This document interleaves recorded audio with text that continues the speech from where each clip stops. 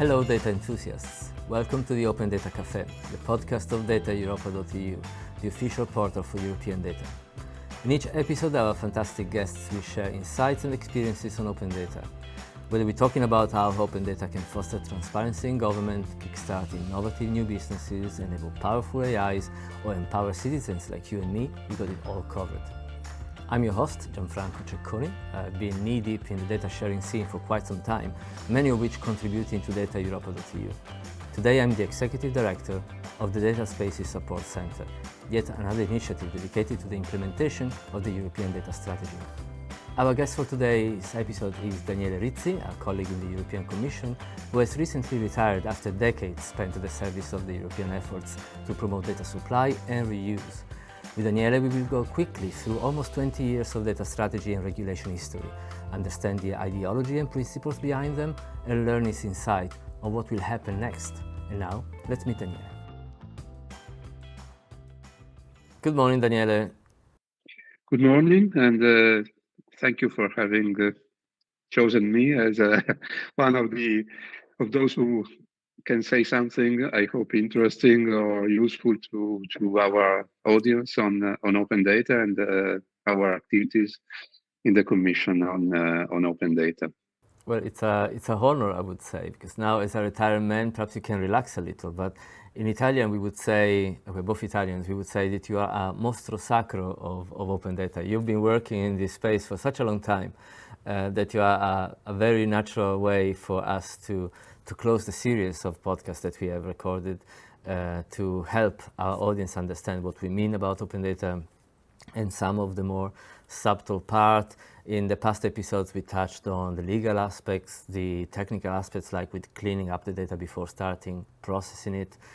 We touched on the complications of starting a business based on open data as a main resource. We talked about application in the more social aspects of it and the challenges of that.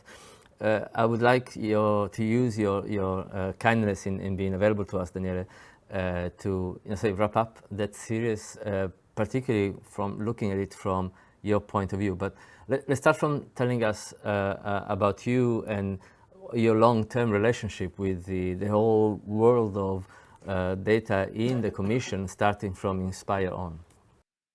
Yeah, thank you. So indeed, well, I started working in the Commission a bit before, working directly on data and open data. Well, I have always been more or less in the IT environment. As an education, I am an engineer, so I felt even a bit at the beginning a bit lost in a world which is mainly occupied by lawyers and economists, but well, they also need some technicians. And as long as my experience in the Commission continued, I was also a bit evolving from an initial approach, which are mostly technical due to my engineering education, down to something where I was more and more aware and understood that there are many more components which influence whatever decision or whatever activity we have to start to do in the Commission, and that was very useful for me as well. But anyway, to go to your question, I started apart from after some initial activity in the Commission, I started to work on Inspire. I was actually working in Eurostat, which not everybody knows, but has since basically the beginning of its history, a small group of people working on geographic information. And due to the experience that's already in those years, in the year 2000, Eurostat had in disseminating the statistical data, Eurostat was chosen to belong to a group of 3 directors general in the Commission, working on Inspire. Of course, DG Environment, which was the legal master of the directive, and we worked very closely together. They worked very closely together with us, Eurostat, more in a sort of long-term view for disseminating data, and with the Joint Research Center, which was the institution mostly giving input for the more technical aspects. So that was my initial experience there. And INSPIRE, in a way, was of course building on the experience which already started since a few years with the Public Sector Information Directive. The PSI directive, the first one, was adopted in 2003. Maybe we will come back on this because I think it's interesting for the history of open data.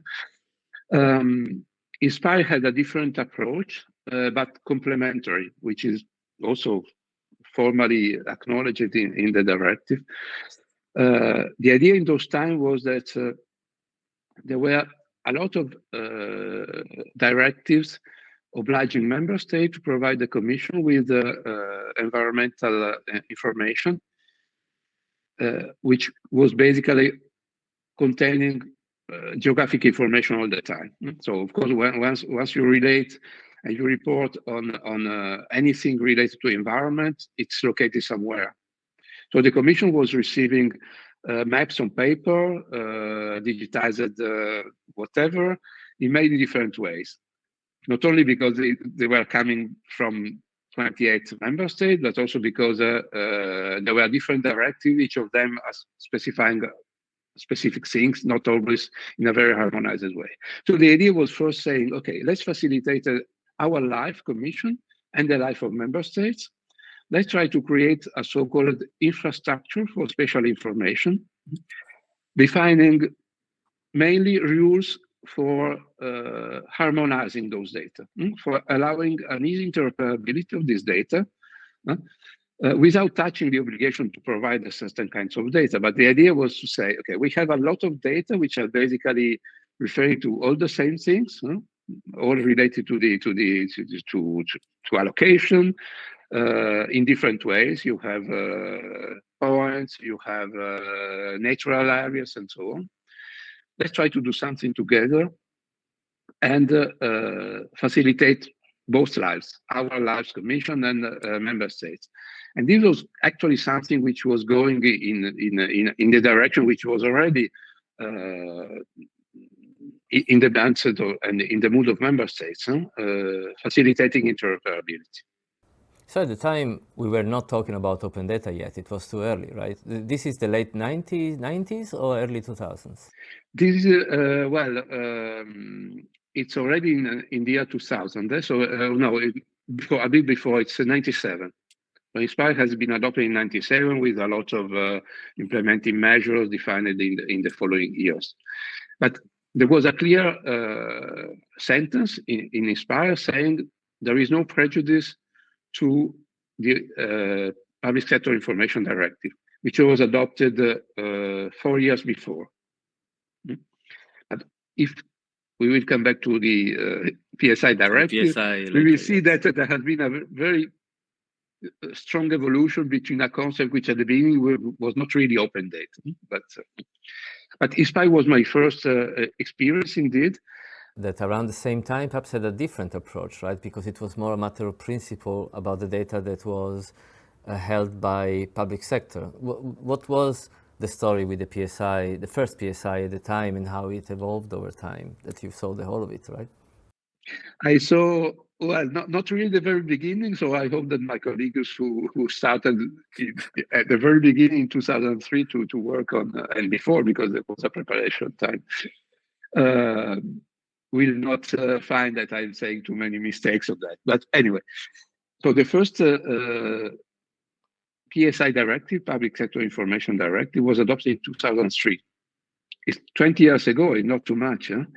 But in 2003, there was no iPhone, for example. The first iPhone was a few years later.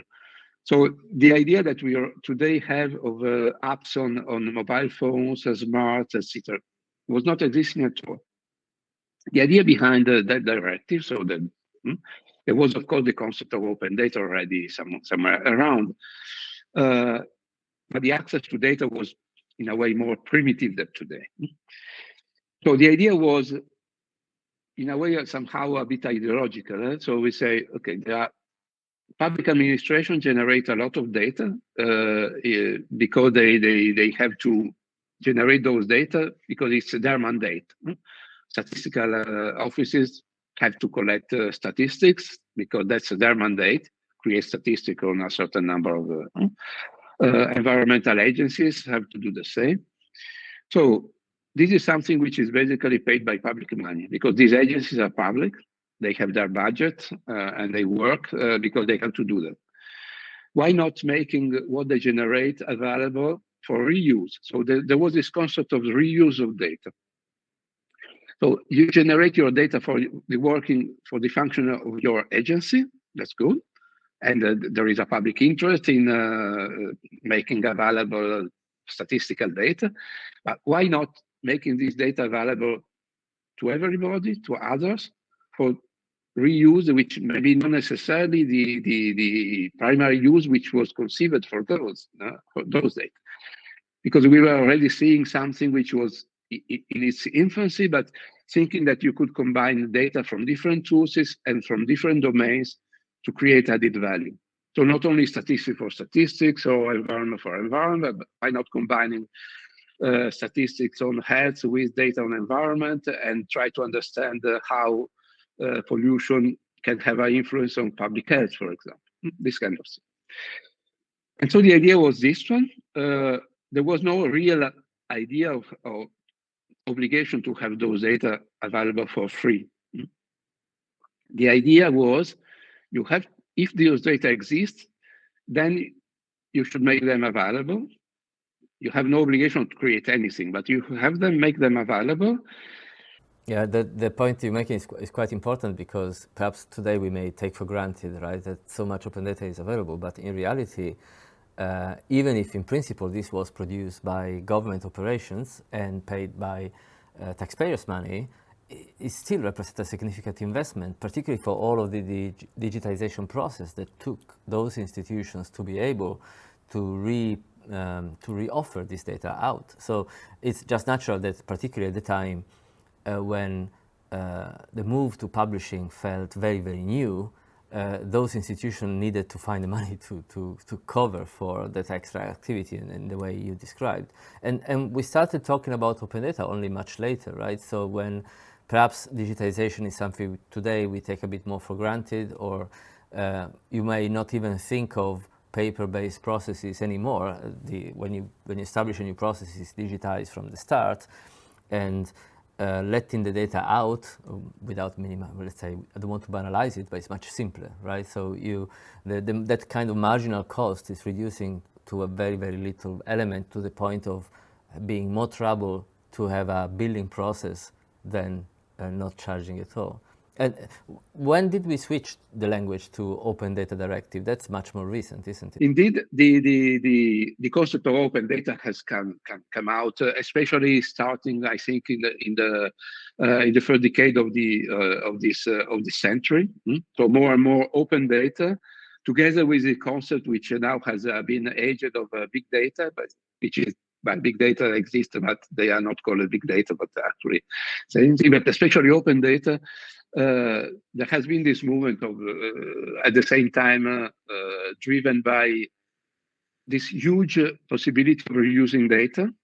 So technology has allowed, with the apps and so on, to make a much more easy reuse of data, and also push in the direction of transparency, because open data make also especially public administration accountable of what they do, which is also something which was more or less mentioned in the initial direct. So the idea that making data available is not only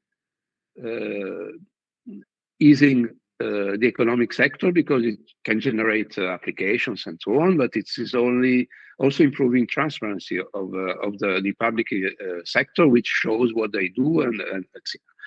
So open data was basically already in a way not frozen in a directive until the last one, but already a concept which we developed starting from the 2010, 2015 in an explicit way, and which was finally made in a way a legal term in the last version of the Public Sector Information Directive, which has been renamed the Open Data Directive, adopted in 2019, so already 5 years ago. So, and there, if you want the interesting to see that the definition of what should be read is by definition it's open data with some exceptions, while before it was the other way around exactly.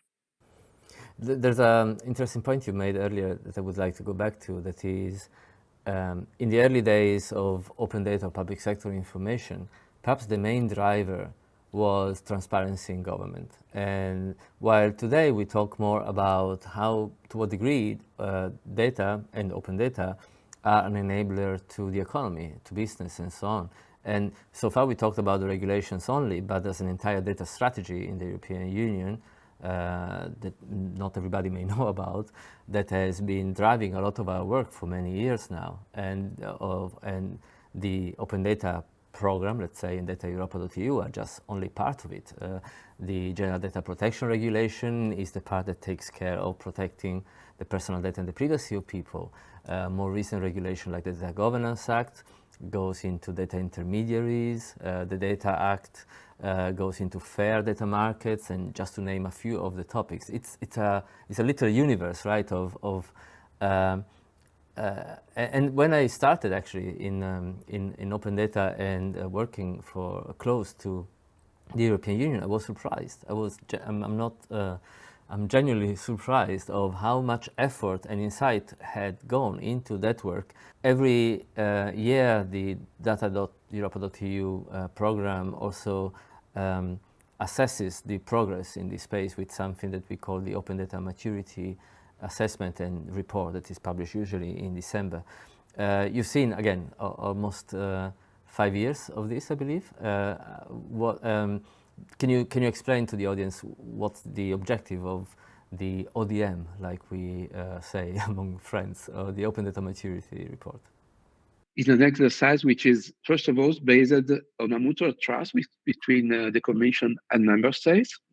So it's a process which is basically relying on replying to a quite complicated questionnaire, asking a lot of questions and information on different ways of implementing open data policies in each member state. And this is something which is made on a voluntary basis. So there is no obligation, first of all, to do this, which is, I think, it's important to be said, because despite the fact that there is no obligation, there is a lot of follow-up on this. The idea at the beginning of this was basically, and the idea, which was also shared quite easily with member states, the idea was not to make a comparison and make a sort of classification of the best and of the worst, even if the result is also putting together categories of those who are the best ones, those who are a bit following, and so on. But the idea was basically really to see how member states are behaving, and okay, let's see what they. It was also a question for us. Let's see what happens and what are the reactions of this. Because at the beginning, each country relates with us and say, okay, is our situation. They get the score, and only at the end of the year they see how they perform compared to the other. And we realized that, of course, there is a certain, that's natural, a certain competition in saying, okay, I would like to be better than I am, or I'm very happy to be the first or the third, and so on. But this is, I think, we think that we found there was a sort of interesting effect on this comparison, because that was pushing member states to become better in a way, and also something which we were not thinking at the beginning. Some of them told us, for us, it's not too bad to be classified as an average or even not so well performing, because this is for us a way of going up to our masters and saying, okay, see, we need more resources because we are not yet working well, and not because we are bad, of course, but because we do not have enough resources to be as the other ones are able to do. Yeah. And this was a very interesting result of this exercise. Yeah, I've noticed the same myself. I was part of the team performing the exercise a few times, and I also could see in the way we communicated with the member states and the civil servants there that they switched from this kind of element of competition to more of a way to have a benchmark or to see and learn from the others. The report that is published every year is not just 2 pages with numbers and results and scores, but actually collects their experiences, the use cases where they use open data, how they define their own strategies and so on. All of this becomes a reference for them to reuse for themselves, which is, I believe, a great resource for them. Before I let you go, well, now you're retired, so perhaps you're taking some distance from the many years of work in this space. But it's inevitable that I feel curious about how you feel about what's coming next, the legislations, perhaps a future revision of the strategy. And I know you cannot talk anymore with your European Commission hat on, but what's your personal expectation, perhaps, of how this world you contributed to create will evolve over the next few years? Yeah, I think, well, first of all, there is a lot of meat on in the oven now. So the DGA and the DDA have just been adopted, and I think there will be a lot of work to implement them. And this is something which may have an impact. I think that it's important to see that the evolution that we have witnessed and maybe partly discussed today has shown that we are now going in a direction where, well, since data are everywhere, we are not limiting anymore to certain sector, public sector, open data, and so on.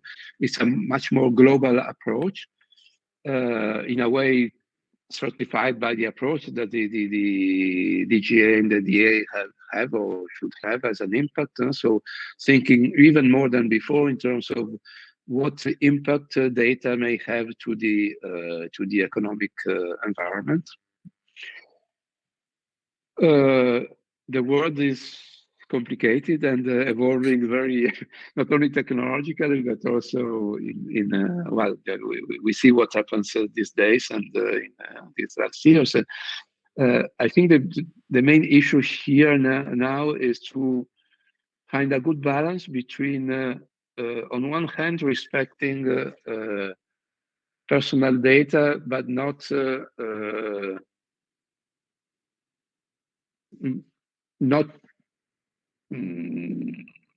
at the same time impacting on transparency. So there is, in a way, a balance to be found between what you can make available and what you should not make available. And well, the world has changed.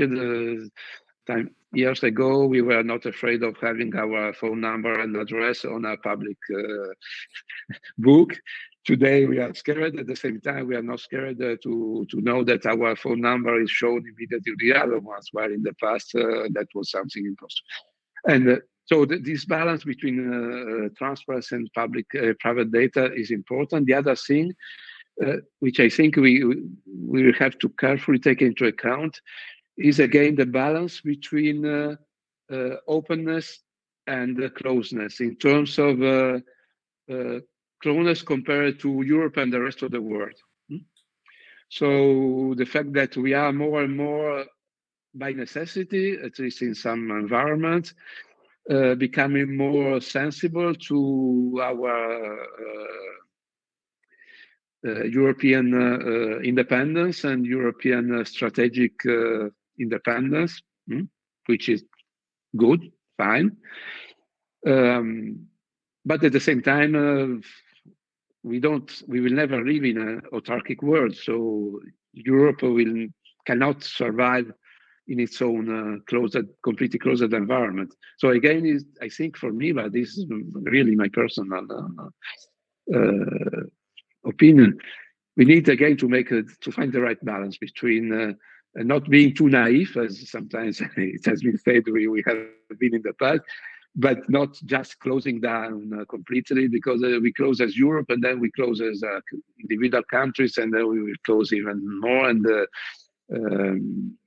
future is certainly should not be in that direction. So two points I'm taking away with me. The first is that our mission for education definitely has not stopped. There are more generations to introduce to open data, and also people more perhaps of my and your generation that still may benefit from being at least aware of this resource being out there, and the delicate balance that needs to be found between protecting privacy and personal data on one side, and being as open as possible and as close as necessary, like someone says.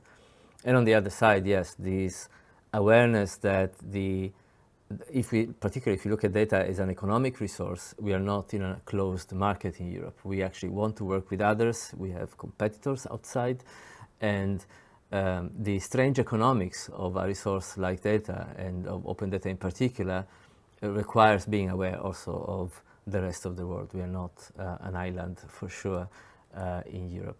Well, thanks again, Daniele, for being with us today and for closing this series. I hope I won't disturb you again from your retirement. Enjoy your rest, and thanks again for being with us on Open Data Cafe. Yeah, thank you very much again for having invited me. For me, it was a pleasant conversation. I hope I haven't given the idea which I am a veteran who has worked in a lot of years on something which now is the past. I think I really enjoyed the time that I have spent in the Commission with all the colleagues, with you and the rest of the world. And I'm sure that this will continue with my colleagues who continue to do an excellent job here. Thanks so much. Talk to you soon then.